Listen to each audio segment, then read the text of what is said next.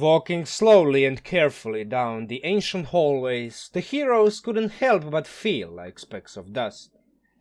The place was clearly built by beings of immense size.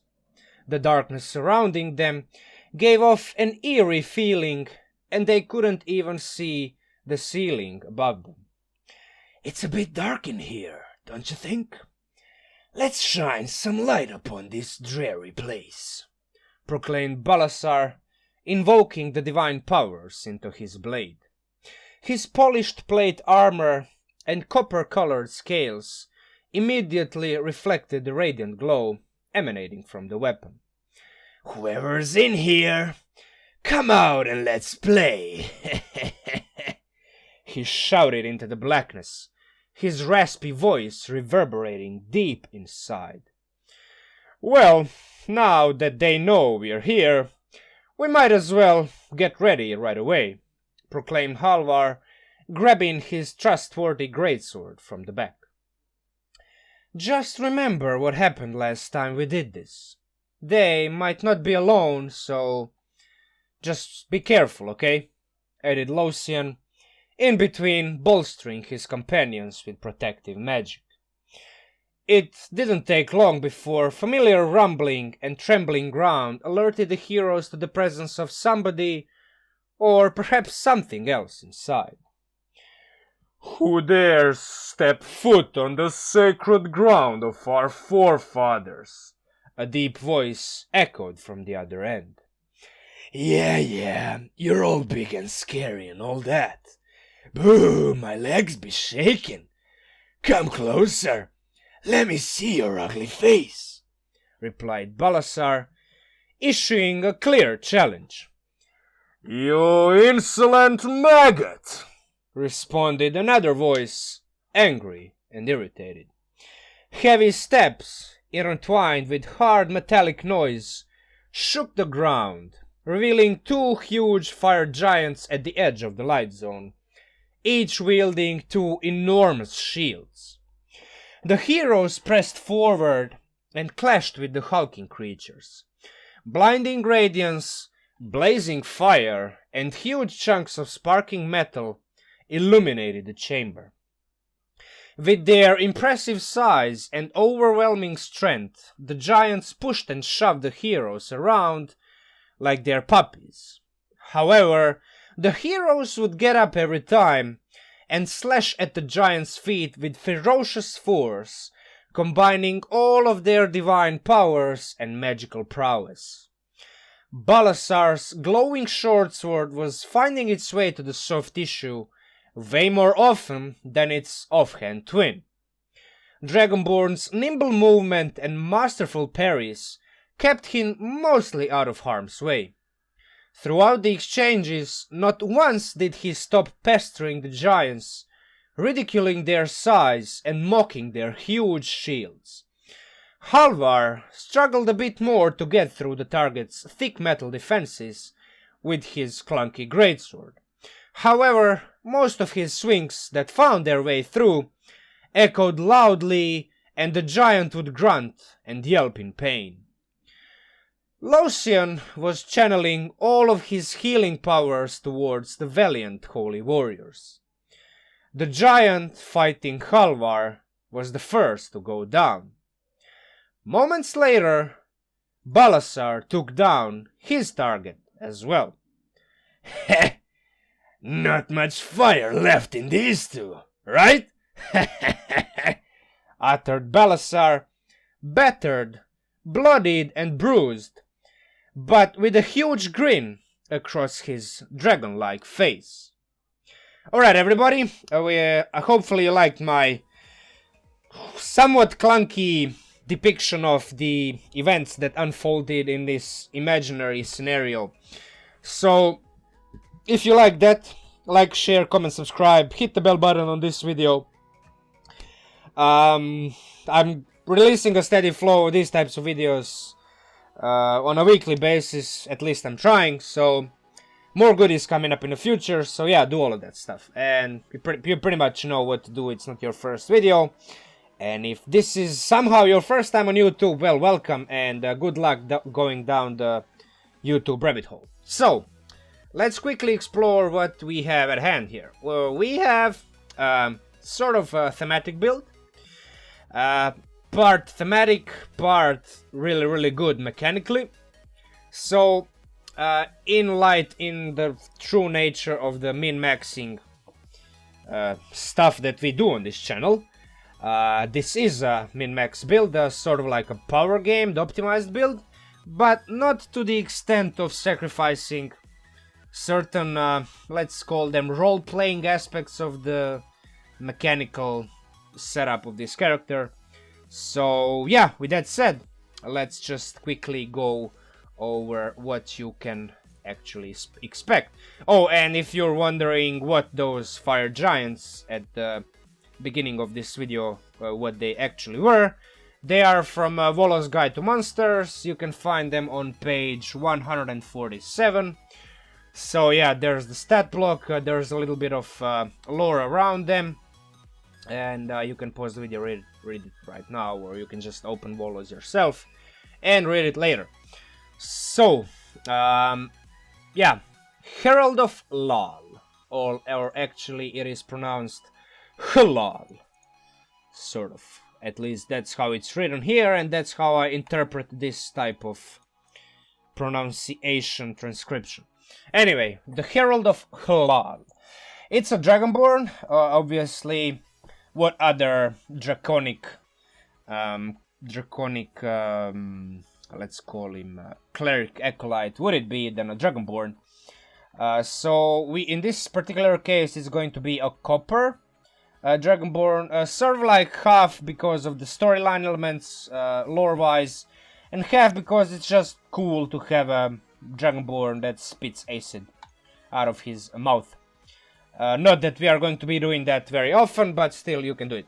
So the actual point buy is set up in this way. You have 17 in strength, 10 in dex, 13 in constitution, 10 intelligence. Wisdom is sort of like dumped. You can dump intellect, but for this type of character, you're going to see very soon, I think dumping wisdom matches the role-playing aspect of the character a bit more than dumping intelligence, but more on that later. And finally, charisma 16. Obviously we are a paladin. This is a paladin build, so having a high charisma is going to be very beneficial, and obviously it's going to be a multi-class build with a bard. So yeah, 16 in charisma as your starting stat is pretty much almost a must for a min-max character. Dragonborn racial traits, pretty much straightforward, nothing out of the ordinary. You have like a resistance based on the dragon ancestry that you pick. You have additional language that you know. You have this breath weapon, which is actually not that good, and it's not going to be that useful to you because your constitution is going to remain 14 until the remainder of your career. Later we are going to up it to 14. So yeah, I mean, you have it, you can use it, but your DC saves for this weapon is sort of meh. So yeah, I wouldn't really focus too much on it. But you have a +2 to strength and +1 to charisma, which is going to yield itself just fine for a paladin bard multiclass. So there's that. Background. If you read a bit of lore behind Hlal, his clerics, his like worshippers, are mostly copper and fairy dragons, who appreciate identified with like humor, trickery, like jokes, stuff like that. It even says like domains are trickery and chaos, and yeah, those kinds of domains. It's like a lesser divine domain, let's call it like that. It's a good dragon, chaotic good. So yeah, goddess of humor, inventiveness, pleasure. That's why I partially think that you should have a 10 in intellect, because let's be honest, if you're kind of stupid, you can't really figure out how to tell jokes. I mean, at least that's how I see it. I mean, you can be I mean, technically you can be stupid and funny, but you don't actually know that you're funny. You're just funny because you're stupid. And yeah, this build is more like you're telling funny jokes. You're not being stupid. So yeah, 10 in intellect. Just trust me on this one. Let's not focus on this too much. Let's move on. So yeah, humor, inventiveness, pleasure, funny jokes, stuff like that. That's why I think Acolyte fits the best, because you gain of like insight, religion, and you gain those 2 skills. And you kind of like gain 2 additional languages. Accompanying equipment, you have Shelter of Faithful, although this feature is not going to be pretty much useful to you almost at all. Depending on the campaign setting, obviously. If you're playing in a campaign setting with like 1 religion, monotheism, then yeah, it's going to be useful. But anyway, let's not spend too much time on it. Feats. You're going to pretty much need just 1 feat, like mandatory, resilient. More on that further, primarily because resilience gives you not that resilient, not durable, resilient. You're going to increase your constitution to 14, and on top of that, your constitution, you will gain proficiency in saving throws on your constitution saving throws, which is going to be useful for your concentration spells. So yeah, there's that. Moving back to our key features and spells, we are combining Bard and Paladin here. So obviously Divine Smite from Paladin, it's like the best burst, Nova feature, whatever, of any class for like melee damage. We are going to have Bardic Inspiration. We are going to invest at least 5 levels in Bard. So our Bardic Inspiration is going to become a short rest mechanic at level 5 with the Font of Inspiration feature. At level 6 of our Bard, specific Bard in mind here, we are going to get extra attack. Also at level 3 of our Bard as well, we are going to be Blade Flourishing, and at level 14 of the same Bard we are going to be Master Flourishing. We are going to become Masters of our craft. And finally, as with every Bard that's out there, at level 10, at level 14, you get Magical Secrets. We are not going to go all the way up until level 18 with this Bard. You can go, but I think it's better to get 1 ability score increase than just like additional Magic Secret. That's just my opinion. So yeah, at least 4 Magical Secret spells with this build. So defining characteristics, obviously, we already covered. It heavily relies on dragon lore, 1 particular deity, however it's pronounced, which is called Hlal. It's kind of like a jokester. You can roleplay it as a jokester, a jester, a character who like appreciates good jokes and stuff like that.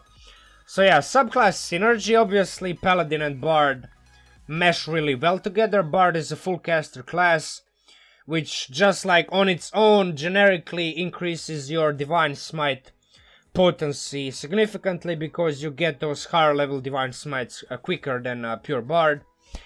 High damage potential, obviously, due to that fact. A decent frontline support and healing capabilities. Obviously, every Bard has access to a healing word, healing spells of higher levels as well. So you can heal, you can sort of like... You can pick a lot of spells that have a utility or support character to them. Depending on what your party needs, you can adapt, you can adopt different playstyles. Balanced short and long rest dependencies. Now, your channel divinities, your blade, your like bardic inspiration, stuff like that is going to be short rest. Obviously, your spell slots are going to be long rest. So, your blade flourishes are going to be also dependent on your bardic inspiration. So those are also short rest. So you have like a very healthy, like balanced, very very balanced mix of short and long rest dependencies, which you can mix and match depending on the situation and depending on your liking. You can go full out YOLO Supernova for like more than 110, 120 damage. Or you can preserve your resources and wait for another battle. Leave your other allies to have their like a spot to have their moments of highlights. So yeah, we already went across Dragonborn, the background, the feats. Let's quickly explore the Paladin here. Paladin is obviously... We are starting with the Paladin, so we get some initial things. We get like 1d10 hit dice, Wisdom and Charisma saving throws, all weapons, all armors, shields, no tools, obviously. 2 skills to choose from, some starting equipment, and at level 1 we got our Divine Sense. We can sense those undead, those fiends, celestials, whatever. 1 plus your Charisma modifier, that's how many times you can use this feature per long rest. Also we get Lay on Hands, not a lot, like 4 levels of Paladin is going to give you a pool of 20 hit points that you can lay on hands from level, I don't know what, to level 20. So it's not a lot of healing, but it's like something you can always pick up your ally from like 0 hit points, stabilize your ally, bring him from the dead, from the dying at least. We get spellcasting, obviously. You get standard spellcasting. You don't get ritual spellcasting. You're sort of like a half caster because you get spells at 2nd level and your spellcasting progression is like half. So your maximum spell slots with this particular build from Paladin are going to be 1st level spells. And it's Charisma, so it meshes well with Paladin. Fighting style, I would personally pick defense here, because for the majority of your career you're going to be using like 2 weapon fightings. You're going to be wielding 2 weapons in most situations. So dueling is almost... Yeah, I mean, if you take dueling, you have like an alternative way of fighting. But I personally don't like dueling that much, just because it's like a flat increase to damage. Which, okay, at level 2 plus 2 to damage is not bad. But at level 20 plus 2 to damage is almost irrelevant. Like, it's like really negligible. So, dueling doesn't scale that well. Dueling. My pronunciation sucks tonight. But defense is... I mean, you always have that +1 bonus to AC. That means for any monster that you encounter, that monster is going to have 5% less chance to hit you. It's just like a 5% chance less to hit you, which is like from level 2 to level 20 always. Yeah, it's always good. That's why I would always pick defensive. Now, Divine Smite, obviously the main feature of this build. One of the primary features of this build, from 2d8 to 5d8 depending on the spell slot. And on Undead and Fiend you get additional 1d8, so it caps at 6d8 against Undead and Fiend, or 5d8 against any other creature. Radiant damage, not a lot of creatures are resistant. I think even like 0 creatures are totally immune to radiant damage, but don't quote me on that. I'm actually just pulling this out of my ass. So yeah, Divine Health at level 3, you are immune to disease. At level 3 also you get you get your Sacred Oath. I would pick Devotion. You can pick others. Ancients can make sense from role-playing perspective, but from a combination of role-playing perspective and mechanics, I think Devotion makes the most sense. Because you're kind of like devoted to your god. You are devoted to making jokes and mocking people and doing like pranks and stuff like that. Because that's what your god, your goddess, the Hlal, appreciates. And think about it, Hlal actually sounds like sort of like Islamic. I don't know. Yeah, it's weird. Halal. Yeah, they say halal, Muslims. Yeah, anyway. Weird. Protection from evil and good. Sanctuary, you get it immediately. You have these spells prepared, regardless of whatever. And you get these channel divinities. Turn the unholy is sort of like the most cleric-y channel divinity for any other class out there that's not cleric. So turn the unholy is basically turn undead. But in addition to that, you can affect fiends as well. So well, like Devotion Paladin is the closest thing to a cleric that's not a cleric anyway. So yeah, there's that. But the channel divinity that you or we or I am most interested in is Sacred Weapon, because yeah, it wastes an action, but for 1 minute you can add your charisma modifier to the attack rolls made with the weapon of your choice. And due to the fact that we are going to be maxing our charisma, our bonus to hit is going to be plus 16 instead of plus 11, which, trust me, is like a major difference, because having a plus 16 to hit it's crazy. You can hit like you can hit a lot of stuff out there. Let's leave it like that. Level 4, obviously we get ability score increase, just like any other class out there. And that's it for Paladin. No more Paladin. After that we have Bard, and we are investing heavily in Bard here. Some of you that are probably not probably, but some of you that are more knowledgeable would say, why not go additional 2 levels in Paladin and get aura protection, which is a good question, and I'm not going to say I have a very good or a convincing answer to that question. But from a role-playing perspective, I just wanted to accentuate the bardic aspect of this character more, and having 16 levels in Bard is still good. And you're going to have 4 ability score increases, which is 1 more than you would have with if you invest additional 2 levels in Paladin. So 4 plus 1 is 5, instead of it you would have 4. It's like a pros and cons. Aura protection is sick, but yeah, I mean, I just think having 4 levels in Paladin, 16 levels in Bard works really well. And don't forget, you have resilient constitution. You are proficient in constitution saving throws anyway, and those are the saving throws that you are pretty much interested the most due to your concentration spells, which we are going to explore in a couple of minutes. So yeah, Bardic Inspiration, one of the best features of all Bards.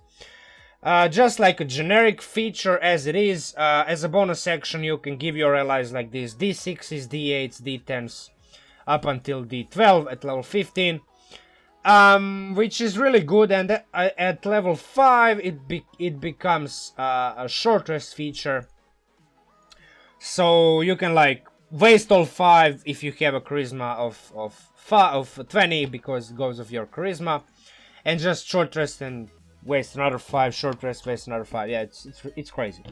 So spellcasting, obviously you have standard and ritual spellcasting. You are a bard after all. You have cantrips. Your spellcasting foci. Educate me on the plural of focus. I actually don't know at this moment, and I can't be bothered checking because I'm talking to the screen, talking with myself. So yeah. Spellcasting, standard ritual, you use your musical instruments, but don't just wait a second. We are going to cover this very, very important little thing that not many DMs are actually anal about, but I, as a DM, am anal about, and we are going to cover even that. So yeah, just wait. Charisma, obviously, your spellcasting ability, the same as Paladin, so synergy, all around synergy. Everything is synergized with everything else. It's all good. Jack of all trades, you add half of your modifier rounded down to any ability check you make that doesn't already include your proficiency bonus. If you don't know, and now you will know, couple of very important things about this particular feature are: initiative is basically ability check, so you add half of your proficiency bonus to your initiative.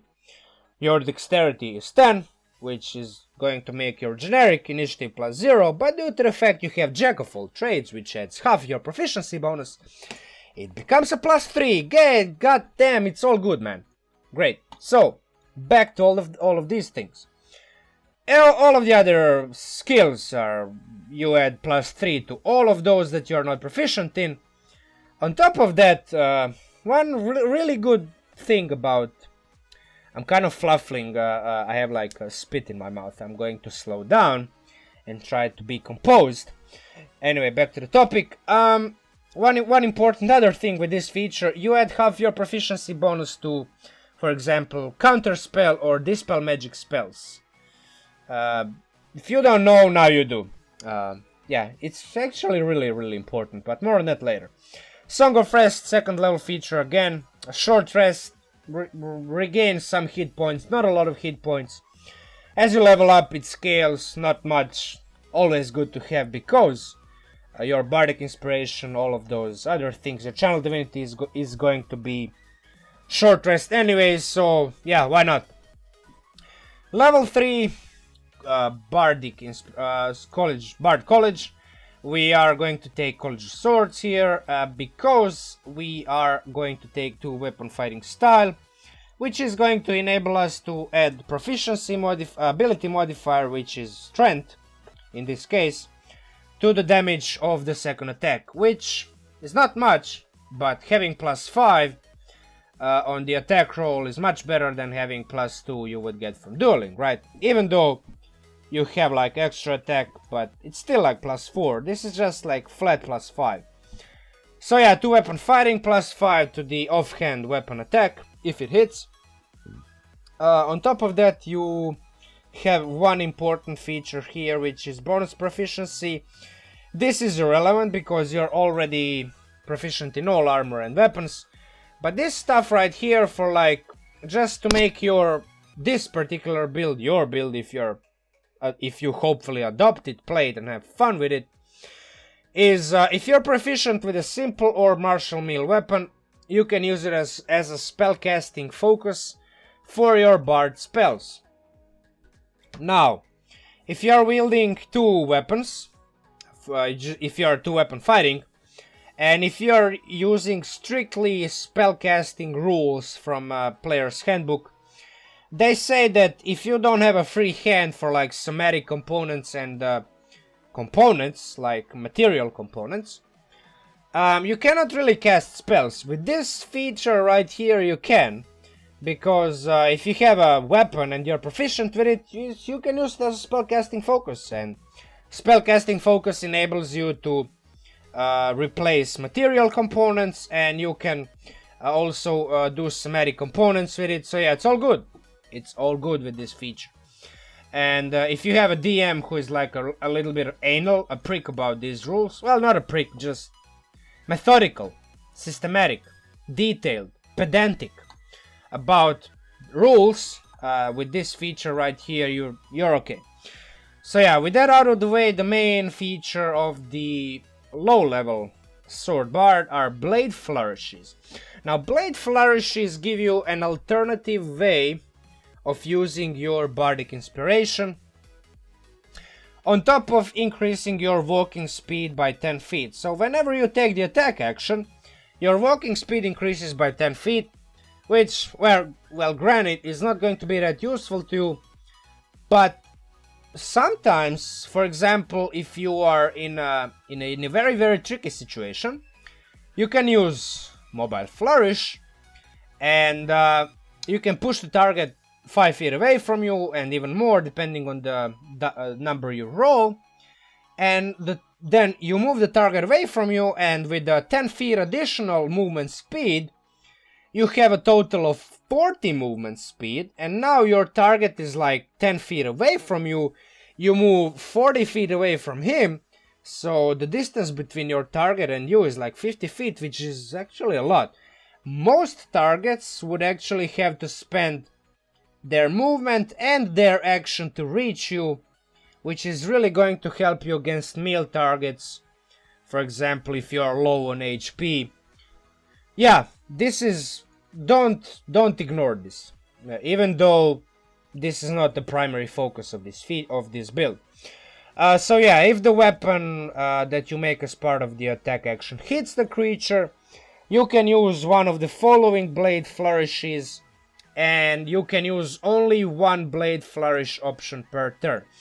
Now, if you are reading too deeply into this particular sentence, no, it doesn't mean that you can use blade flourish 2 or 3 times per turn. It means that you can only use it once, because this sentence is sort of ambivalent. It says option here, but option is redundant. Trust me, I've googled around, Sage Advice, Jeremy Crawford, Twitter. Yeah, you can only use one blade flourish per turn, and you can pick one of these options, and that's it. So defensive flourish, basically you add damage, and depending on the dice roll on the Bardic Inspiration die, you add that number to your AC, which even if you roll 1, your AC is going to be 20, on top of your already high AC of 19. And in most cases you're going to roll somewhere around like 3, 4, 5, because that's the average. And having like defensive flourish in just like when you hit a creature, you apply defensive flourish, and your AC becomes like 22, 23, 25, which is pretty much a very, very significant difference if that creature is going to attempt to hit you back. Now, Slashing Flourish is like one of the rare 5th edition maneuvers, features, attack options which enable you to hit more than one creature with a single attack. Attack roll. So you can expend one use of your Bardic Inspiration, add the damage on top of your already dealt damage, but you apply this damage to all the creatures that are 5 feet around you. So obviously the damage equals the damage roll on the Bardic Inspiration die. Now, it's not a lot of damage, depending on how high level of a bard you are. It's going to be like D6, so it's like 2, 3 damage, 5 maybe, 4. D8, obviously 3, 4, 5. D10, you're already averaging like 5 damage. So as you level up, you're going to deal more and more damage, and in most cases when a DM like puts a swarm of weak creatures with many attack actions around you, they really don't have too much HP. So using Slashing Flourish against those creatures is going to multiply your damage output significantly, because if there are 5 creatures around you and all of those 5 creatures get damaged by like 5, 6 damage, you're looking at like 25 damage with a single roll of like a D8 or D10 dice, which is ridiculous. So yeah, Slashing Flourish can be good, and again, Mobile Flourish really good in situations where you need to escape. You need to use your additional movement speed. You push a creature away from you. You create that initial distance, and then you maximize the distance with your additional movement speed. Now, Sword Bard gets additional attack, extra attack at level 6. So, Sword Bard, similar to Valor Bard, to some of you that played Bard when PHB came out, they get extra attack at level 6, both of them. But Sword Bard gets an additional 14th level, which is a fairly high level feature, which is like Master's Flourish, which enables you to, instead of wasting your Bardic Inspiration die, you can just add a d6 to your damage, period. So if you want to preserve your Bardic Inspiration dice, or maybe you want to give Bardic Inspiration to your allies, but still have some additional damage, you can do it with this feature. Now, the reason why this feature is not fully read is because, well, it's a 14th level feature, and basically you're going to be a very high level when you get this feature, so it kind of loses its potency compared to just like a single Sword Bard. Now, back to the generic, like standard Bard features, obviously extra all of that. 4 ability score increases. Level 4, 8, 12, 16. One additional ability score increase, not much, but it pretty much enables you to comfortably take two feats, which up your stats by one. One of those is Dragon Hide, another one is Resilient. And on top of that, you're going to be able to maximize your Strength and Constitution to 20 before you reach level 20. So yeah, this is like really good. Having that 5th ability score increase is really going to work in your favor. Now, Counter Charm, not really useful. The feature as it is kind of meh. But sometimes it can be useful sometimes, as it is.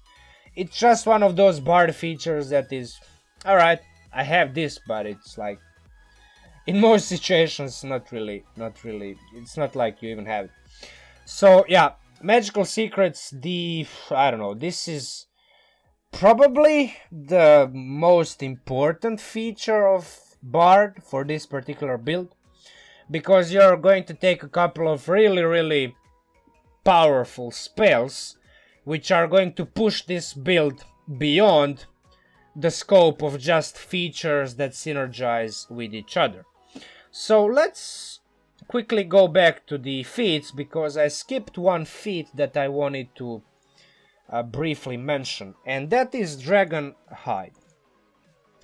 Now, Dragon Hide is, when you read it, yeah, it increases your strength, so you are going to increase your strength from 17 to 18, and then on top of that you just need one ability score increase to max it to 20. But if you read it, it kind of like increases your AC. If you're not wearing armor, your AC is 13, but your dexterity is 10, so pretty much your dexterity modifier is going to be 0. So your AC without armor is 13, not that useful. Still better than 10, but nothing like 15, 16. Yeah, you can use a shield. Now, the third feature, you can grow retractable claws from the tips of your fingers. If you read more into the feature, it adds natural weapons which you can use as unarmed strikes. 1d4 plus strength. Now, rules wise, strictly by rules, you cannot even be cool and use your sword in one hand and your claws in another. So like slash at the enemy with a sword and then finish the enemy with like very sharp claws on your hands, because you're like Dragonborn. Rules kind of don't allow that. But in this particular case, if you like do a little bit of numbers and just compare stuff left and right, I would, if you watched any of my previous videos, I'm kind of like the proponent of asking your DM if he or she would let you do this or that, what your DM thinks about this, thinks about that. Especially when you like introduce some more dubious, some more like stretched out multi-classing concepts, stuff like that.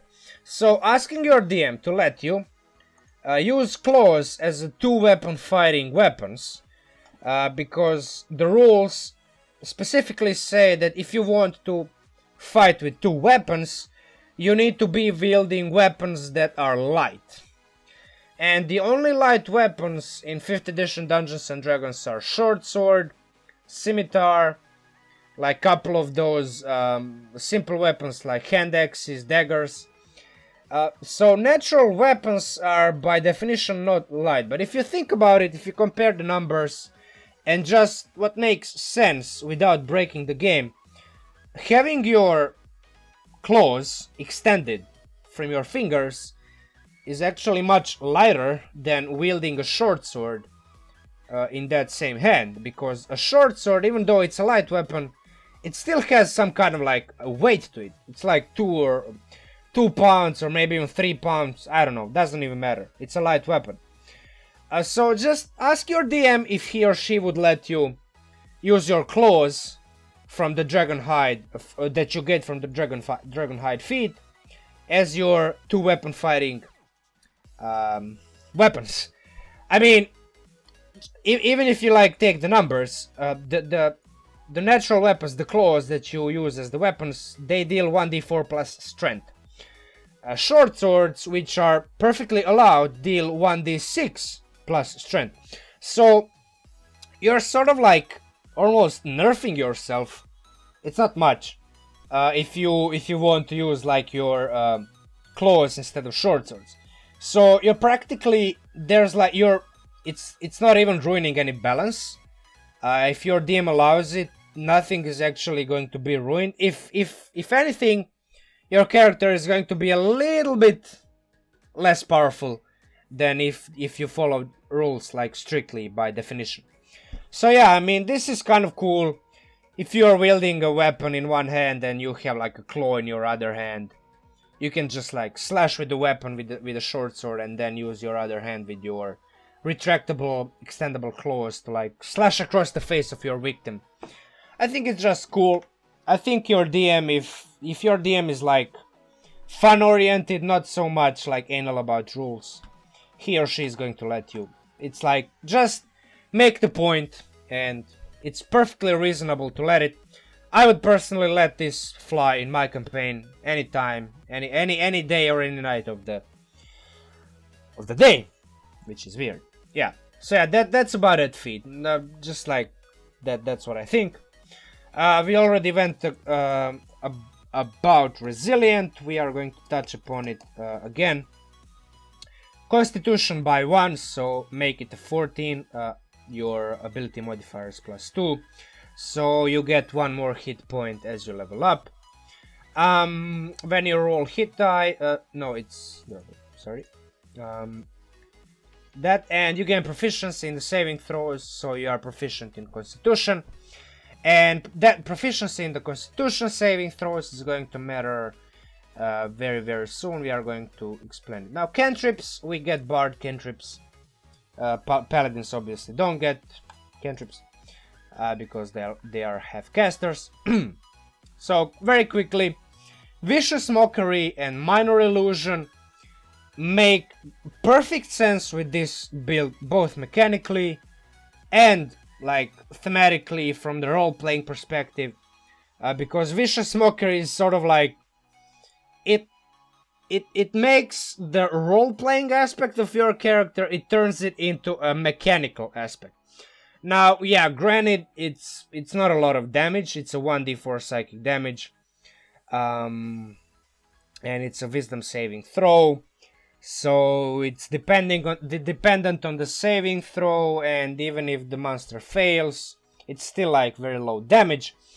But in situations where you cannot close the distance and you are within range of 60 feet, just having that like mechanical side to your role-playing aspect of your character is really good to have.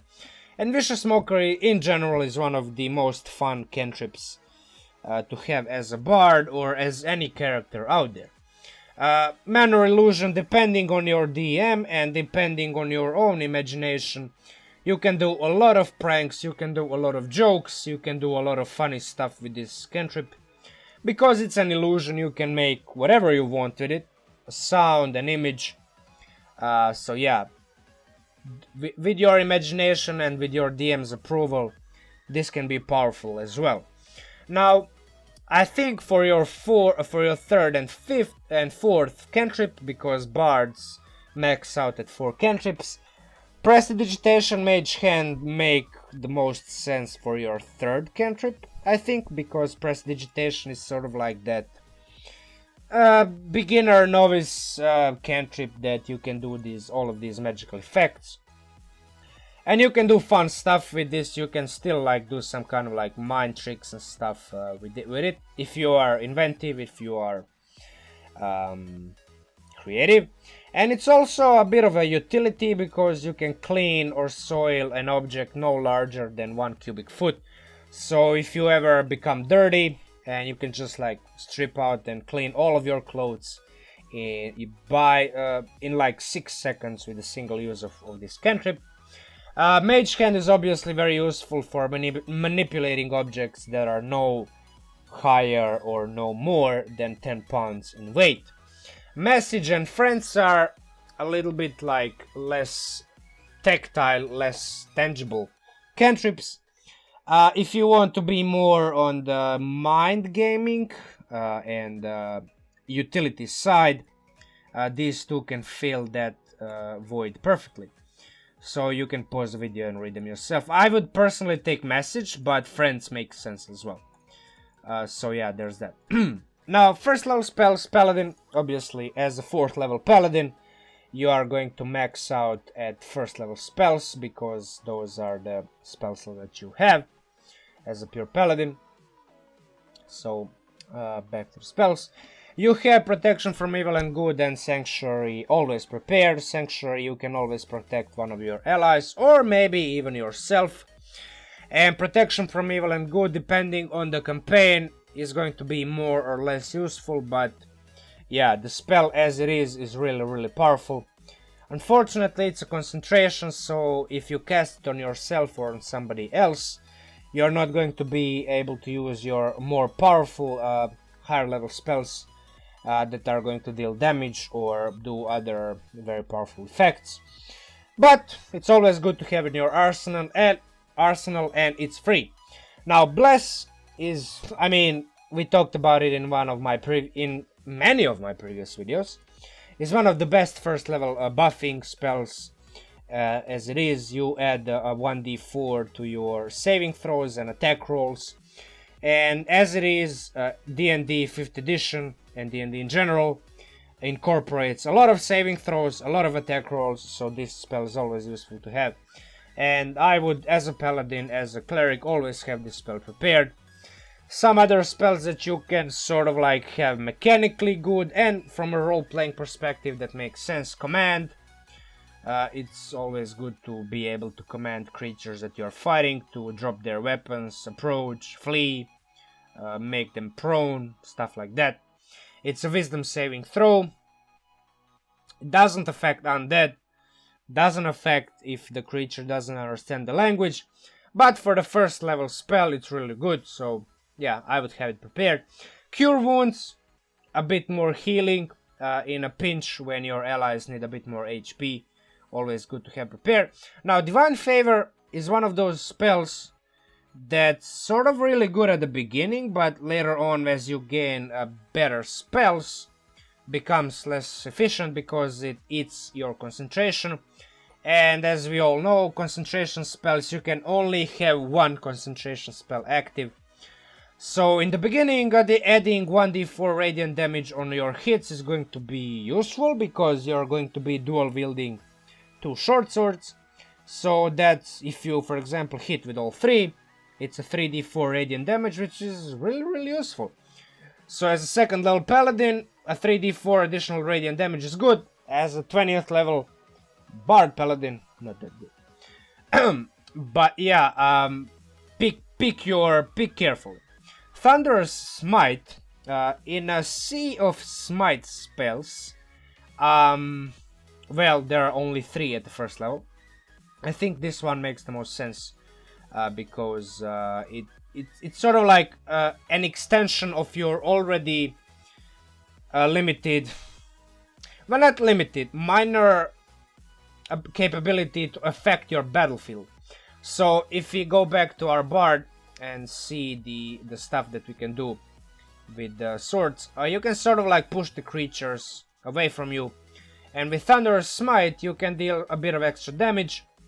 And if the target is a creature, obviously it is, succeeding on a strength saving throw, failing on a strength saving throw, pushes that monster 10 feet away from you and knocks it prone. So, if for example, if you combine Thunderous Smite, which is a concentration, but at low levels it's useful, push the creature 10 feet away from you. With the Bard, push it 5 plus some additional number, which is like around 20. So yeah, you can push the creature 20 feet away from you and then move away 40 feet away from that creature. So in total it's a 60 feet distance. And now we are talking, right? Because 60 feet distance, most creatures don't have 60 feet to reach you, and even like those few that do, it's at the edge of their movement speed. So it's, yeah, it's really powerful. That's what I would do. And you can do whatever you want, obviously, but these are my recommendations.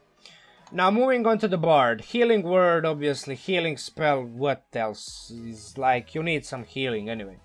So yeah, pick that 1d4 plus your charisma modifier. 2d4 if it's a second level, 3 it's a third, and so on. Dissonant Whispers, Tasha's hideous laughter. Both make sense, but maybe, I mean, Dissonant Whispers is mechanically better. More damage, better effect.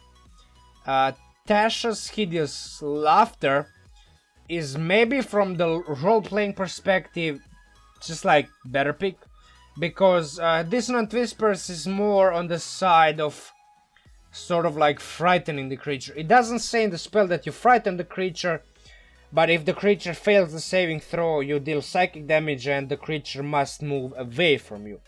So it's sort of like a pseudo frightening spell, and Tasha's hideous laughter makes the creature literally laugh, because it says in the spell. So if the creature fails a saving throw, it falls prone, becomes incapacitated, unable to stand up. Yeah, I mean, if it takes damage at the end of the turn, it can repeat the saving throw. But if, for example, if you make the creature, if you just say if you come up with some like ridiculous joke, the table, the people you're playing with are just laughing their asses off.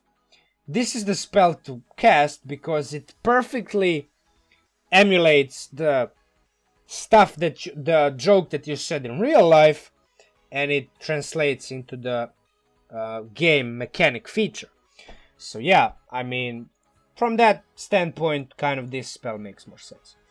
But whatever, you do whatever. And a bit of utility. Detect magic, always good to have to be able to detect magic.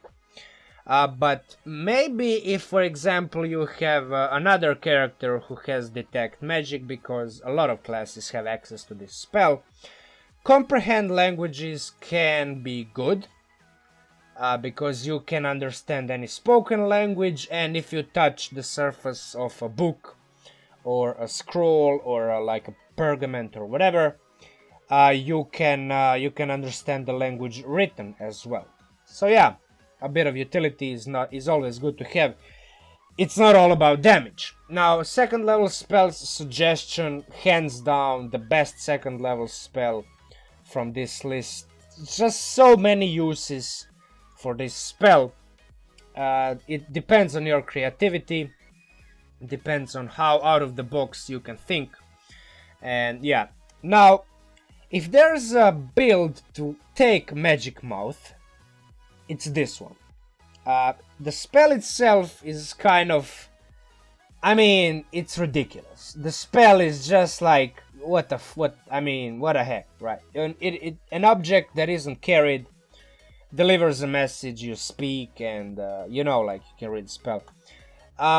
But from the role-playing perspective, if you can really come up with funny, ridiculous, humor stuff like jokes, pranks, and just stuff that's crazy and makes people laugh, then again, this is like another spell that's perfectly going to enable you to translate that real life ability to tell jokes and say stupid stuff that makes people laugh into the game. So yeah, it kind of mechanically forces that aspect. So yeah, I would take this spell. It's kind of useless in most situations, but just the ability to have this and do ridiculous stuff with it, I think it's worth it. Now, level 3, I already touched upon it a bit before. Dispel magic, you get it on a bard list. And one important feature, the DC, obviously 10 plus the spell's level. If the spell is of higher level, then you cast Dispel magic. But The spellcasting ability, you make a check using your spellcasting ability. Bards, all bards, regardless of their college, get Jack of all trades, which enable them to add half of your proficiency bonus to any ability check you make that doesn't already include the proficiency bonus. And with this spell magic, you make ability check using your spellcasting ability. So all of your charisma ability checks are going to be +3, well, +3 at level 20, but even lower it's going to be +1, +2. It's always good to have just a tiny weeny bit more modifier to your d20 roll, because let's face it, the lowest DC for a dispel magic is 14, which is fairly high as it is. So having that +3 at level 20 is going to help you just a little bit, to have like a bit more chance of dispelling the magic instead of failing at it. So yeah, Leomund's tiny, there's that. Leomund's tiny hut, you make like a temporary 8-hour haven, sort of like a dome, a shelter. Yeah, that's the word I was searching for in my hollow brain. So yeah, you can do that. Level 4, I would take Confusion, because it kind of makes the most sense from the role-playing perspective, and it's a good spell as it is mechanically. It just creates a whole lot of chaos and mess on the battlefield. So yeah, I would take that. And Polymorph, again, really good spell to cast. You can cast it on your allies, you can cast it on your enemies. For example, if the enemies fail their wisdom saving throw, you can make them into like a bug and put them in your pocket. And maybe even later on when you get Force Cage, just like trap them inside. Yeah, a lot of good stuff can be, a lot of good and funny stuff can be done with the Polymorph. Level 5, Scrying, obviously a bit of divination, a spying spell. Another spell that also makes sense from the role-playing perspective, thematic perspective, Mislead. Kind of average, maybe even a bit underpowered in terms of effect, but makes sense again from the thematic standpoint. And Scrying is like a utility spell. If nobody else in a party has it, it's like it becomes really good to have, because you're the only one that can cast it. Level 6, Mass Suggestion. On top of your suggestion, obviously, you can now do it on mass scale. If you don't know what it is, I had the privilege of playing with a bard once that casted or cast this spell. I need to remind myself of grammar here. Anyway, so you suggest an activity up to 12 creatures. So if you if you come up to an encounter of like a huge amount of creatures, you can just suggest a course of action, and that course of action lasts for a minimum of 24 hours. The bard in question just came up and said there were 20 or 30 monsters there. So the bard comes up, casts Mass Suggestion, and says just leave. Like a bunch of creatures failed their wisdom saving throw because his DC was very high. He had 20 in charisma. Basically with the single cast of this spell turned the...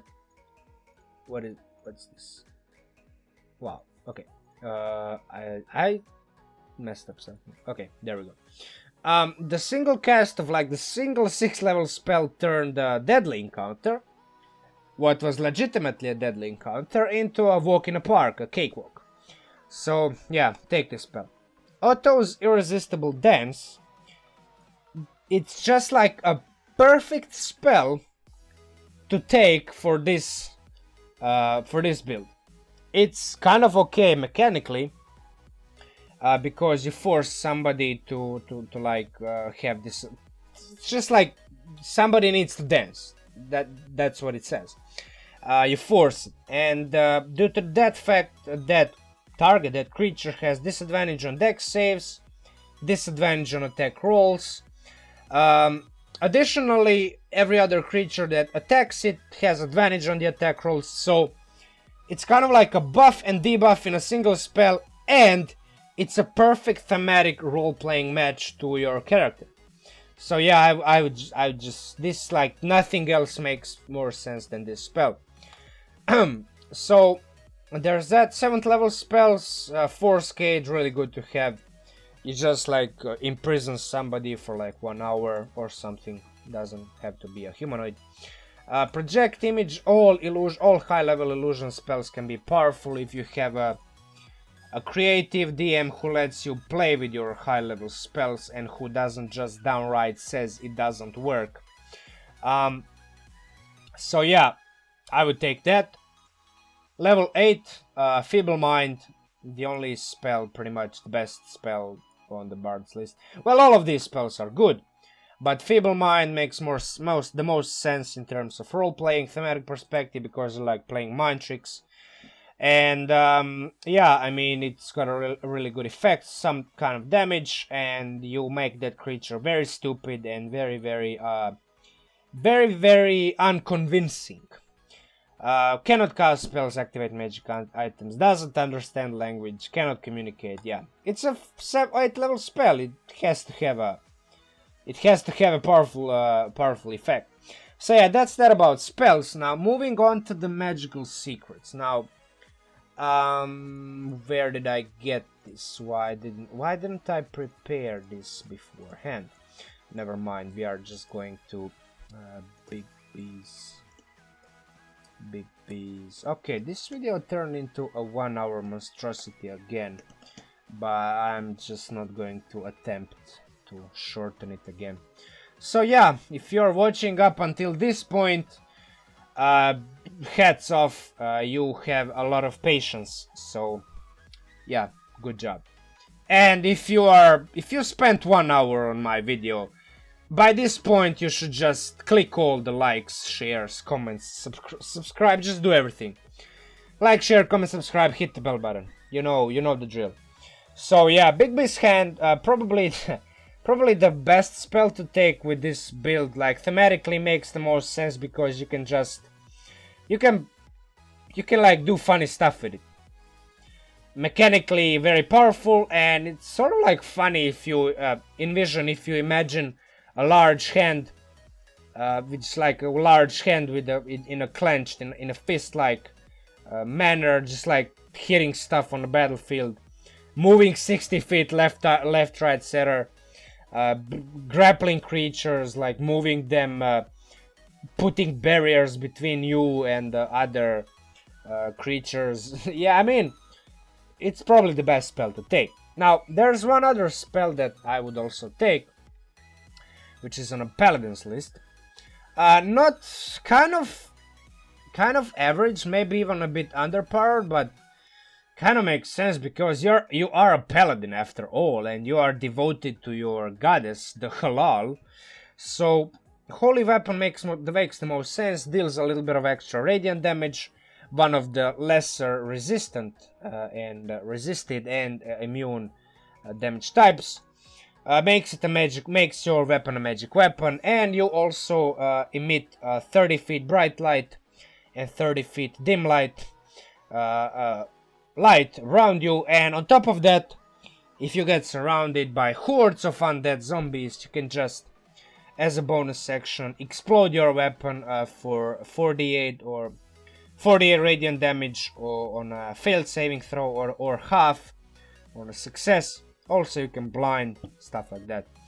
Yeah, I would take that. Now, on level 14 as a bard, level 14 bard, obviously, the Simulacrum kind of, I mean, as it is, Simulacrum, one of the best 7th level spells.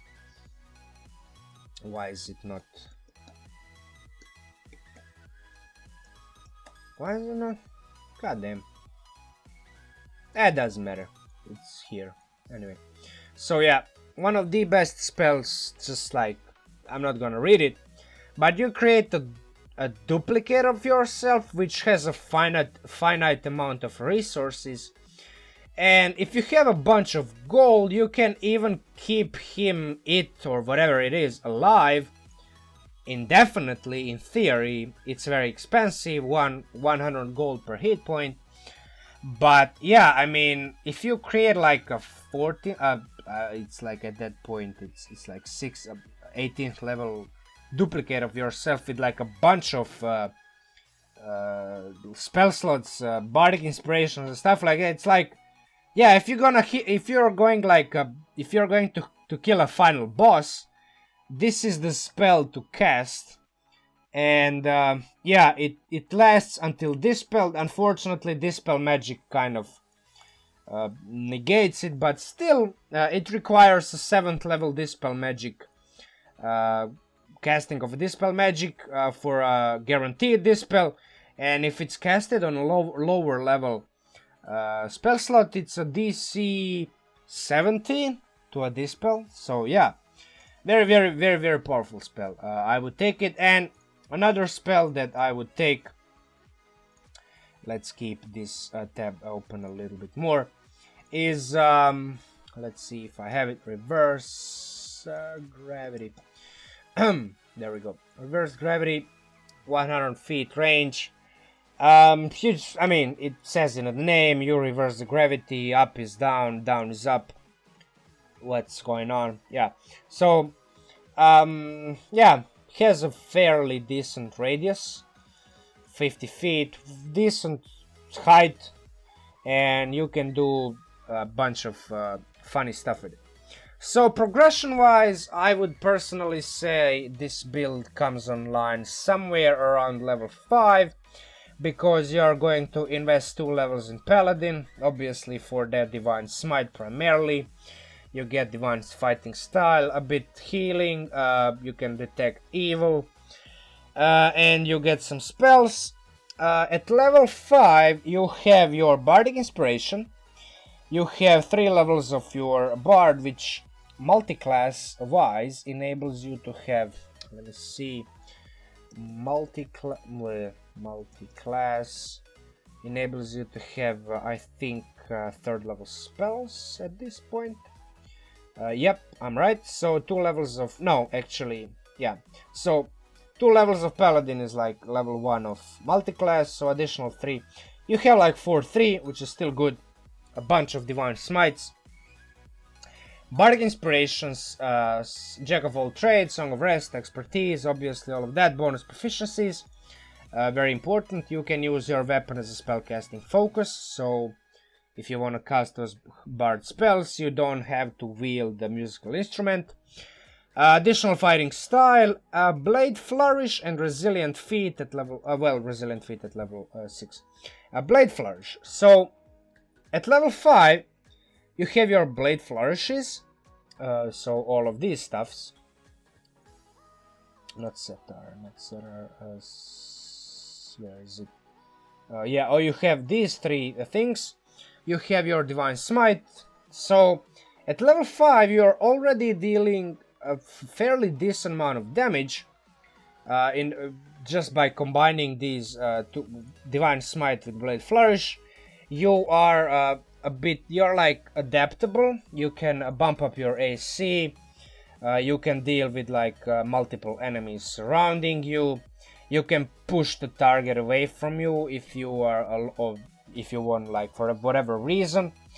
So yeah, you get all of that. Now moving on, you get like at level 6, level 6 of your character, level 4 of Bard.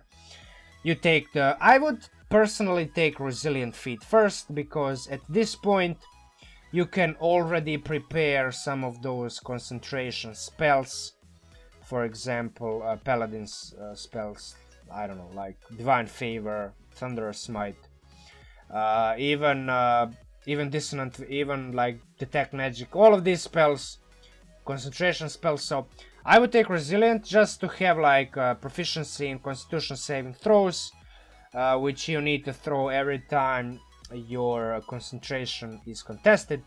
Font of Inspiration is kind of useful, so let's underline it, because it makes your Bardic Inspiration, which is, when you get it, a long rest feature. It makes the short rest At level 6 of your bard, level 8 of your character, you get extra attack. Also your counter charm. Dragonhide at level 10. Another feat. +1 to strength. 1d4 plus strength natural weapons. And your AC without armor is still 13. Still better than 10. Good. Not the best, but still good. Expertise, additional 2 skills. Now you have 4 skills that double your proficiency bonus. At level 10, so at level 12 of your character, you get magical secrets. We already covered those 2 spells. Big Beast Hand, ridiculous spell. Just for like shits and giggles. And mechanically makes very, very, very good sense. Holy Weapon as well. You're a paladin after all, so having a holy weapon kind of fits the bill. So after that, after 10 levels of bard, I would quickly switch back personally to additional 2 levels of paladin, because you're going to get your immunity to disease, you're going to get your sacred weapon channel divinity, also your turn the unholy, which can frighten the undead and fiends. You get your oath spells. And at 4th level of Paladin, you can start bumping up your charisma. So, combination of these channel divinities and bump to your charisma is going to really like bump up your ability to hit stuff and deal damage. You're going to be more consistent with it. After that, obviously, until level 20, max out your bard until level 16. Bump up your charisma, you get magical secrets, simulacrum, reverse gravity, and you will be able to bump up your strength as well. So that's about it for this build. If you liked it, if you think it's oh, okay, one more thing. Let's quickly go back to the thingy right here, to the PDF. These are my previous builds. You can search them on the channel.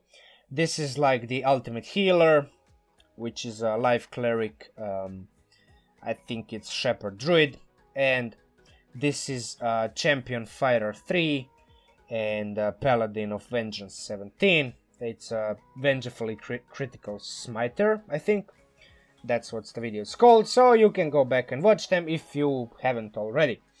Now, back to the build. Now, there are a couple of situations you can kind of find them, and the one described in the video, at the beginning of the video, is sort of this one, that you cast your holy weapon, which lasts for 1 hour, and the holy weapon glows, so pretty much whenever you move, whoever is stalking you or trying to hide away from you can see you very clearly. Now, the damage output of this particular setup is a bit less than you can do with Big Beast Hand, but still decent enough to warrant, just like to make it viable. After all, you're casting your sacred weapon channel divinity on your holy weapon, so it becomes a sacred holy weapon, which is, yeah, it's kind of weird. Sacred holy weapon. Think about it whatever you want. That's what it is. Which basically gives you a +16 to hit. I already covered that. So having a +16 to hit practically guarantees you to have like, even like if a monster you're fighting has like 20 AC, you need to roll 4 on a d20. You have like 75-80% chance to hit that monster, which is ridiculous. Your damage is going to be really consistent. So yeah, that's about it. Unfortunately, or luckily, you have your alternative way of dealing damage and affecting the battlefield. Big Beast Hand, with the most damaging option that deals pure force damage. At level 9, and you have a 1 level 9 spell slot, it deals 12d8 damage per turn, which on its own is a 54 force damage, just because. So combined with your action, which you're obviously going to extra attack with your weapon, this is a concentration, so you cannot have Big Beast's hand and your holy weapon active at the same time. It's going to give you a slightly bit more damage. Your damage drop-off is going to be slightly like less severe. You're going to start at about 125, and then by around 10 it's going to drop down to 95, around that value. You can see here that it drops heavily below that, but still, like, these are just like two situations, two like scenarios, two ways to play this build. Obviously, with all of these other spells that we covered, and with, like, for example, if you pick some other spell that your party needs more than some of the spells that we talked about in this video, it obviously changes the playstyle, opens up new possibilities and all of that stuff. I mean, high level characters basically have a lot of options. So yeah, I mean, this is sort of like what you can do with this build. It's, let's call it a measuring, I don't even know, a measuring tape of this build's power level, whatever. So yeah, once again, this is like it. Now it's all 1 hour and 15 minutes. Goddamn, I can really talk too much. So yeah, apologies if you had to endure all of this. On the other hand, if you did endure all of this drivel that I spewed out into the screen, by this point, just hit those likes, leave some dumb comments, say whatever, share with your friends, enemies, hostiles, allies, whatever. Tell your grandma that this channel exists. Yeah, anyway. Hit the bell button, subscribe, you know what it is.